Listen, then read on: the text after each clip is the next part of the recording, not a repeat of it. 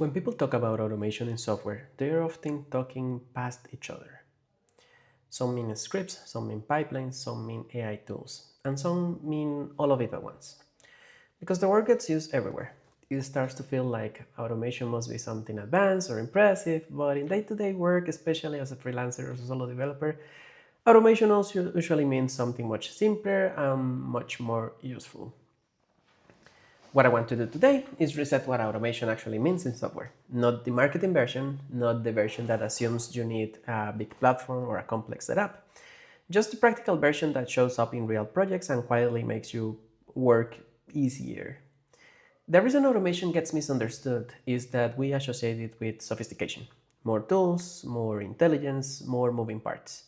But the most effective automation is usually small and boring. It's the kind of thing that when it's working well, you stop thinking about it entirely, and that's actually a good sign. At its core, automation is just moving work out of a human's head or hands and into a repeatable system. That's all it is. It's not about replacing people or making software smart or anything else. It's about reducing the repetition, the decisions, and the coordination that happens across multiple things. A good automation makes the normal case easy and predictable, and when something goes wrong, it makes that failure visible instead of silent, as long as you are doing something that approves that or showcases that. One subtle but important shift here is realizing that automation is often more about removing the decisions than executing the tasks. Every time you have to stop and think, how do I do this again? Or what's the right option here? That's cognitive load. Automation works best when it encodes decisions you've already made so you don't have to keep making them again. A lot of confusion comes from a few common myths. One is the idea that automation is set it and forget it. In reality, every automated system creates maintenance work. Sometimes that work is smaller than doing the task manually, and sometimes it isn't. But it's always there. Automation doesn't remove the effort, it just moves it to a different place and time. Another myth is that automation requires advanced tools. In practice, defaults are automation. Conventions are automation. A simple script you wrote once and reuse it is an automation. You don't need a platform to remove repeated effort, and you definitely don't need complexity to get value out of it. There's also the idea that more automation automatically means more productivity. That's not always true.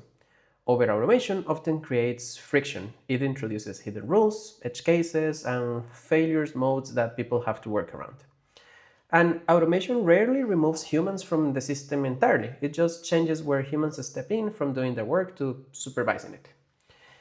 This is where trust becomes an important part of the conversation. Automation only works if people trust it. If a system behaves unpredictably, or if failures are hard to understand, people will stop relying on it entirely.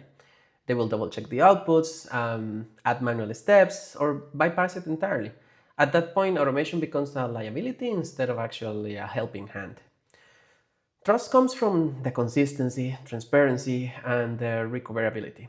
People don't need automation to be perfect, but they do need it to be understandable.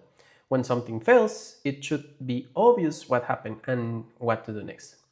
So, what actually makes automation work well? In my opinion, one of the most important things is to have clear boundaries. People need to know exactly what the system handles and what it doesn't.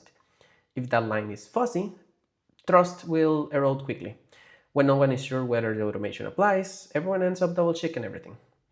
Predictable inputs matter just as much. Automation works best with structured, boring data. The more interpretation or judgment required, the more fragile the system becomes.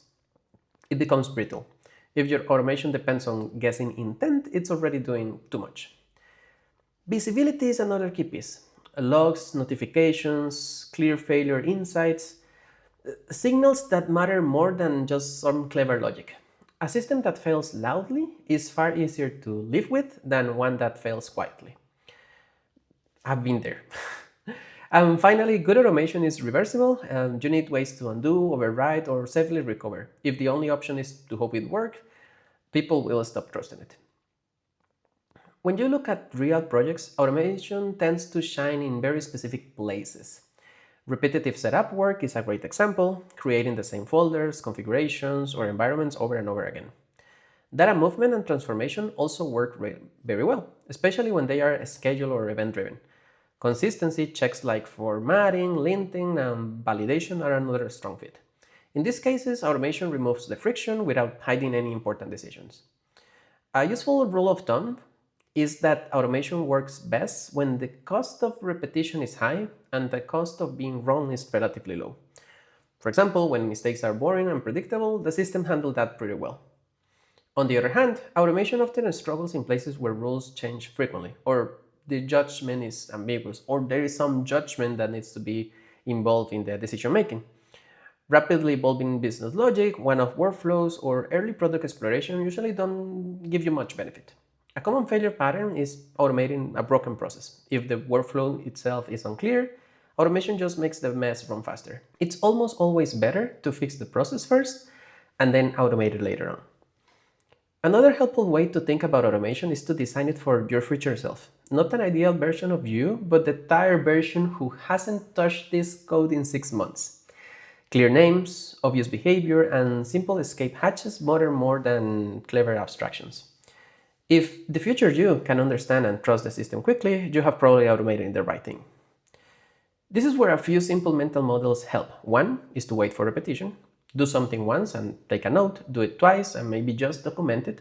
Do it 3 times and then automation at that point might be worth considering. Another is clarity. If you can explain what the automation does in a single sentence, it's probably too early. It also helps to assume that every automation has a real maintenance cost, not theoretical, actual time spent debugging, updating, and reminding your future self how it works. And instead of trying to automate every edge case, focus on the happy path. Make the common case smooth and let rare cases fall back to manual handling. If you zoom out, automation isn't really about the speed at all. It's about reducing the cognitive load. Fewer decisions to make, fewer things to remember, fewer interruptions in your day. From that perspective, automation is more of a systems design problem than a tooling problem. The best automation fades into the background and lets you focus on what actually matters. So, the main takeaway from my perspective is this. Effective automation usually doesn't look impressive, it looks calm. It looks predictable, and before automating anything, it's worth asking what problem you're really trying to remove and who is this making life easier for. In the end, good software isn't defined by how much it does automatically, it's defined by how easy it is to live with it over time. Thoughtful, restrained automation is one of the quiet tools that helps us build systems that stay reliable, understandable, and pleasantly boring instead of fragile and overwhelming. Thanks for watching.